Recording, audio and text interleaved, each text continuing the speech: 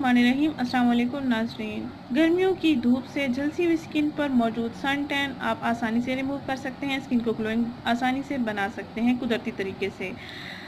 इस टिप को तैयार करने के लिए आपने दो चीज़ें लेनी हैं।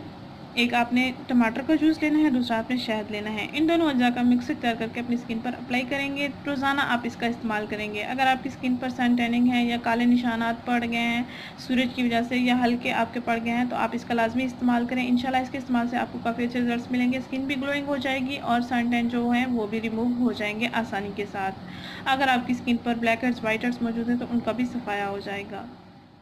नाज़रीन, इस टिप को तैयार करने के लिए आपने दो चीज़ें लेनी है। आपने तकरीबन 1 चम्मच टमाटर का जूस लेना है और इसमें आपने आधा चम्मच शहद ऐड करना है। दोनों का मिक्सर आपने तैयार कर लेना है। आइए इनको बनाते हैं। ये तकरीबन मैंने 1 चम्मच टमाटर का जूस लिया है, इसमें आधा चम्मच मैं शहद को ऐड करूँगी।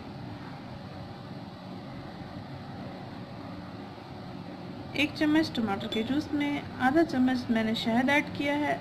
इन दोनों अज़ा का आपने मिक्सर तैयार कर लेना है।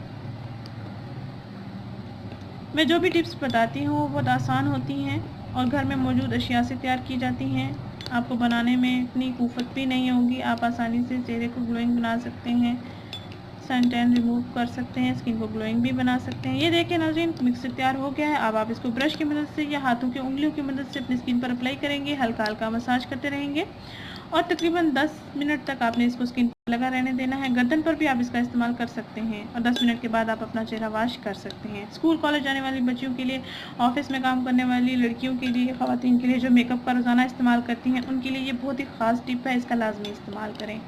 नाज़रीन, अगर ये वीडियो आपको पसंद आई है तो इसको लाइक करें, इस चैनल को ज़रूर सब्सक्राइब करें, इस वीडियो को ज़रूर शेयर करें। शुक्रिया। अल्लाह हाफ़िज़।